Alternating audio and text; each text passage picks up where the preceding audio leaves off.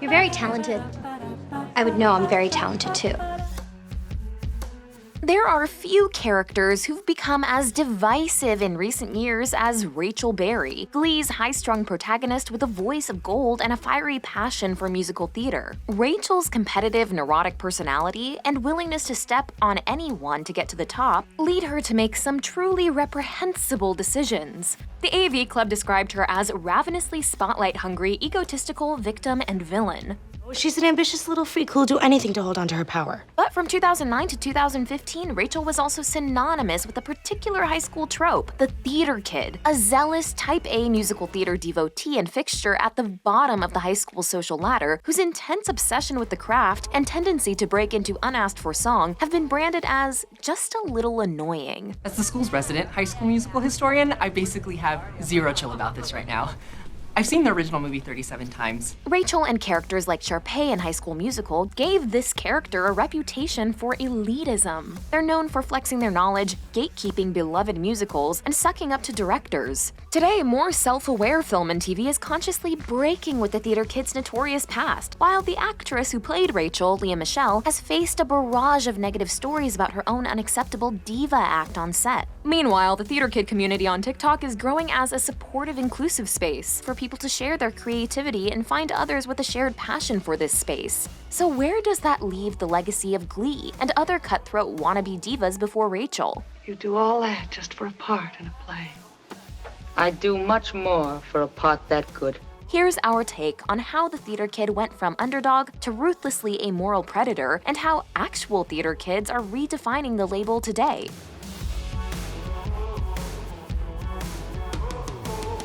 If you're new here, be sure to subscribe and hit the bell to be notified about all of our new videos.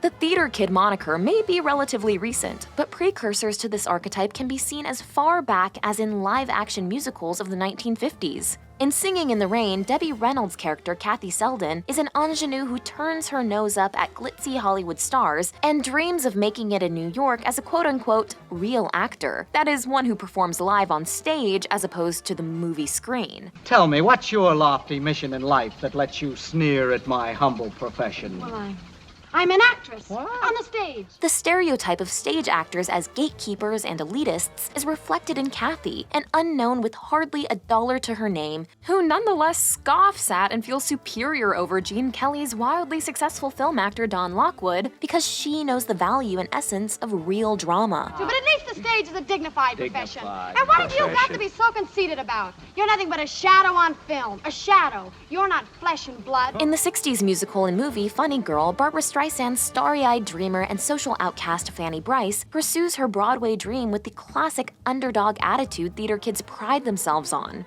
You don't look like the other girls. I know, You've got skinny legs. You stick out. Sorry, why don't you just give me a chance? She's driven by a fierce desire to become a Broadway star and to prove herself by any means necessary, sucking up to those that think less of her and taking any role she can get in her early career. These portrayals of young theater actors as cutthroat snobs with an almost desperate desire for fame seem to present audiences with contradictory messages. Both Fanny and Kathy's eventual career success is praised, and their faith in their own exceptional talents is proven right. I'm a bagel on a plate full of onion rolls.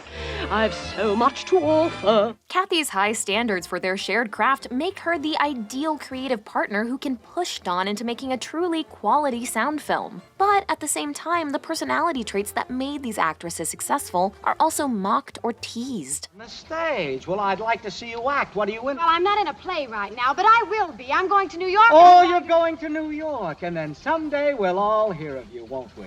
On the darker end of the spectrum, All About Eve's Eve Harrington is a theater kid-esque superfan. Yes, I've seen every performance. Every performance? Who studies her idol with an eye toward replacing her by any schemes necessary. 1980s Fame, originally a film and then a TV series, focused on musical theater enthusiasts in a high school setting. You want fame. Well, fame costs. The franchise is much warmer to its core subject, the theater kid, than almost any other work before or after it, showing young performers to be hardworking, admirable, and supportive of one another's Broadway dreams. No-nonsense dance teacher Lydia Grant, confident diva-in-the-making Coco Hernandez, cello prodigy Julie Miller, and aspiring comedian Danny make up an eclectic cast of personalities that helped usher in the idea of the high school theater world as a safe place for outcasts to come together and thrive. Because in this school, you gotta be tough. You can't cry over an unkind word. You gotta work harder. Prove them wrong. Fast forward to 2006, and Disney's High School Musical leans back into stereotypical characterizations of the theater kid. Stage-obsessed Sharpay Evans runs her school's theater department with an iron fist and craves the spotlight in every scene. And you should be thankful that me and Ryan are here to lift your music out of its current obscurity. Are we clear? Yes, ma'am. The diva aspect of this duo is so over the top that it actually becomes villainous. The focus of Sharpay's character is not her underlying acting or musical ability, but her elitist, entitled attitude toward others. Thus, the seasoned theater kid is made into the antagonist, standing in the way of the inexperienced, starry-eyed Gabriella. We need to save our show from people who don't know the difference between a Tony Award and Tony Hawk. Given this legacy of theater hopefuls depicted as stardom-obsessed at best and villains at worst, Glee seemed to promise a more nuanced view of the trope. It's a show somewhat in the Fame mold with a large, diverse cast of theater kids, featuring numerous characters who both fit and subvert the stereotypes. Still, it's Glee's Broadway-bound protagonist Rachel Berry who has become synonymous with the term theater kid and who embodies a starkly negative incarnation of the trope. Rachel Berry may be New Direction's most talented and graceful member, but her constant eyes-on-the-prize attitude leads her to behave in manipulative, selfish, and elaborately antisocial ways. She bugs the choir room when she suspects her fellow Glee Club members aren't pulling their weight. None of them were singing. I knew I needed proof. And when she feels threatened by Sunshine Corazon, Rachel sends her the address to a crack house rather than tell her where the auditions are being held. Tell me this isn't true, Rachel. She could have died. Oh, I didn't send her to an active crack house.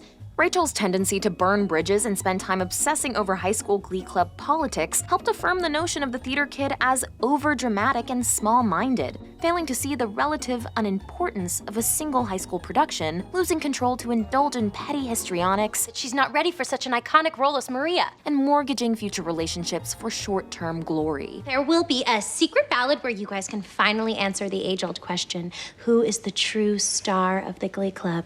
Me or Mercedes? She also plays games with Mr. Shu to get the part she wants, while engaging in a rather ridiculous number of showmances with her co-stars, both common stereotypes of the theater kid. Despite all her apparent flaws, Rachel is the central character the audience is encouraged to root and feel for. You're gonna get on that train, okay? And you're gonna go to New York, and you're gonna be a star.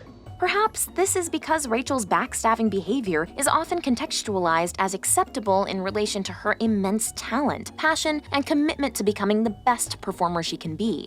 I'm not saying that it's healthy, and I'm not saying that it's better than being loved, but there's nothing that I wouldn't do for the chance to be in the spotlight.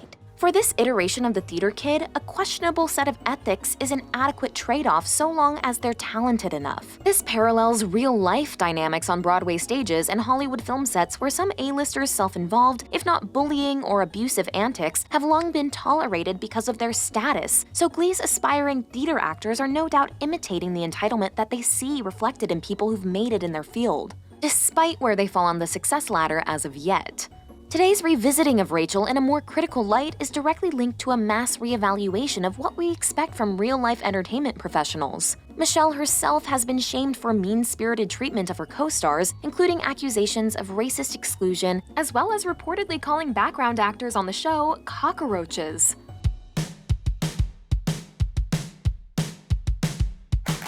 Glee's cast of theater kid characters often wear their outsider status as a badge of pride. The show's logo, marketing campaigns, and original song, Loser Like Me, paint a picture of a group of high schoolers who cling to the teenage outcast mentality.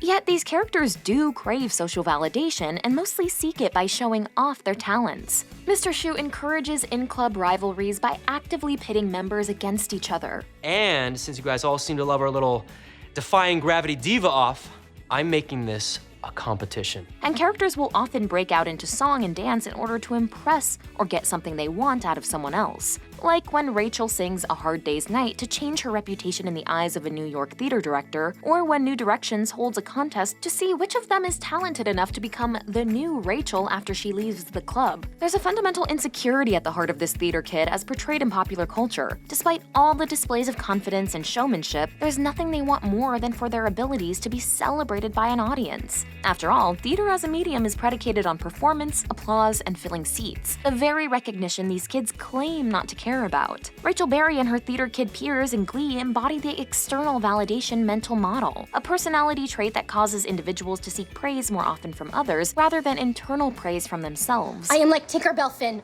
I need applause to live. Pitch Perfect's misfit group of Bart and Bellas also take on the external validation model. The Bart and Bellas members have virtually nothing in common besides their affinity for being in the spotlight, and each has something to prove to someone else. The whole film revolves around their struggle to win validation, not through forming relationships or finding stability, but simply winning an a cappella competition. This is war, Becca. And it is my job to make sure that my soldiers are prepped at go time with 3 kick-ass songs sung and choreographed to perfection. And when 2 or more groups of insecure, overly competitive theater kids come together, chaos often ensues. Throughout Glee, New Directions maintains a long list of rival show choirs that they belittle, sabotage, and do battle with for status at the now infamous regional competitions. What the hell are regionals? They never stop talking about it. Yet, New Directions members do support each other as unified outcasts within the larger high school setting. Mercedes is bullied because of her weight and faces microaggressions from the garden variety racism that takes place at McKinley, something that also affects Mike and Tina, who Sue refers to as Asian. Other Asian. Kurt is gay, Quinn is pregnant, and Santana is later outed as a lesbian. Glee gives all these characters agency and depth via arcs that tackle complicated issues like coming out, teen pregnancy, and mental health. And despite their differing backgrounds and where they fall outside the Glee Club, which even includes popular cheerleaders and jocks, these theater kids all find solace within the group, showing how performance can be a place where groups facing very real marginalization find friendship and can encourage each other to be and express their best selves. I'm tired of everyone calling us freaks. Well, look at us. We are freaks. But we're all freaks together. And we shouldn't have to hide it. While all this attests to the social value of drama and music, the way that theater kids have long been painted as uncool outcasts is really a reflection of how our society grossly undervalues the arts in the adult world. As Glee and similar stories underline, these theater kids can have pretty mind-blowing talents, yet aside from the rare exception, most of them won't be able to make any money from performing, at least nowhere near what a mediocre mid-level financial professional will earn. Our condescending attitude toward the performing arts is reflected in other examples of adult characters whose love of the theater is painted as, at best, a silly, lovable, or pretentious quirk, or at worst, a symptom of how irritating they are. Andy on The Office, which ran simultaneously with and showed its characters watching Glee, is the butt of many jokes for constantly singing when no one wants him to, and being deluded enough to think he could ever make it as an actor or singer. We've heard a lot of really good singers today, and you're just not good enough. Wow, you guys are really mean. I guess that's the show. Let me try a different song, okay?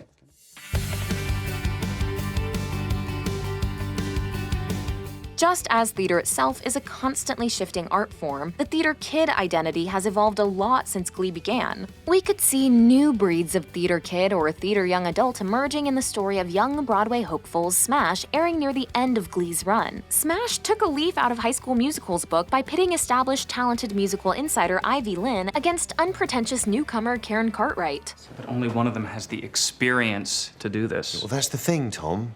Experience is precisely what we're not looking for. Like in High School Musical, it's the underdog heroine we're meant to admire precisely for the ways she doesn't fit the theater kid archetype. She has friends outside the Broadway space and isn't obsessed with doing whatever it takes to be a star. But the series also has respect for insider Ivy's point of view. Despite early cliched plot points like when she sleeps with the director to get the part, the show reminds us she's been working her whole life in the ensemble while feeling passed over for people like Karen who just luck into big breaks. So if Karens bring important new styles and approaches to the medium, IVs contribute professionalism and commitment that safeguard the quality of the theater so many of us love. Today, the high-maintenance, type-A, self-serious singer that Glee perpetuated with Rachel Berry plays as toxic and an easy target of mockery. I got my driver's license last week. The cartoonishly elitist and ambitious theater kid now mostly shows up in parody and satire. Nickelodeon's 2021 series Drama Club plays on middle school theater kids as too dramatic and overzealous for their own good, making fun of the juxtaposition between young cast members' inflated self-importance and the smallness of their world. Last year's production of Cats sold 16 tickets. 14. Meanwhile, High School Musical, the series, has its talented but initially arrogant character, Gina Porter, be treated icily by her peers because of her intensity and passion, until she reveals her own personal vulnerabilities and makes an effort to build bridges with the rest of the group. So with this story arc, Disney seems to recant or at least self-consciously update the dynamics of Sharpay and Ryan, who remain cartoonishly self-involved throughout the High School Musical sequels. Booksmart finds a lot of humor in its drama kids, but in a more celebratory way. Mark thy calendars and make thy plans to attend the drama department's summer program, Shakespeare in the Park. Gingla.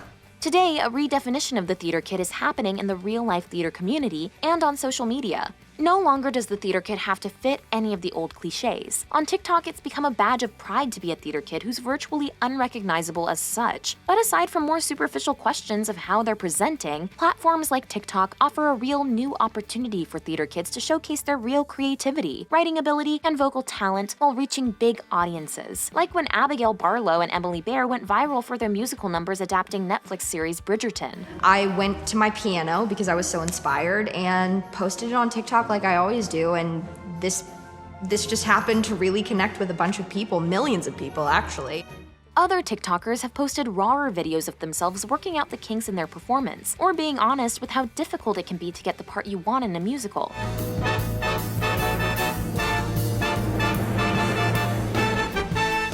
The popularity of these types of online TikTok originals show us a young theater community being supportive and collaborative beyond the confines of just one high school Glee club. As much as Glee celebrated the theater department as a safe space for misfits, it inadvertently made Rachel Berry, as a bundle of negative stereotypes, the poster child for what not to be as a modern, enlightened theater kid. Even though Rachel ultimately becomes the successful Broadway actor she always dreamed of being, today she plays more like an unintentional cautionary tale about how ambition, unchecked by morality or empathy, just isn't a good look. Class, in Mr. Schuster's absence, I'd like to go around and ask everyone what solos they'd like to hear me perform at sectionals.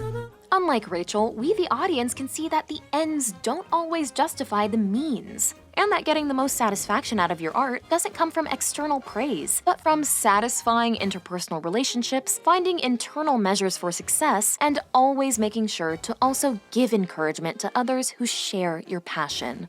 Seriously, you're my idol, Quartz. Let's just have fun. This is The Take on your favorite movies, shows, and pop culture. Thanks for watching, and don't forget to subscribe.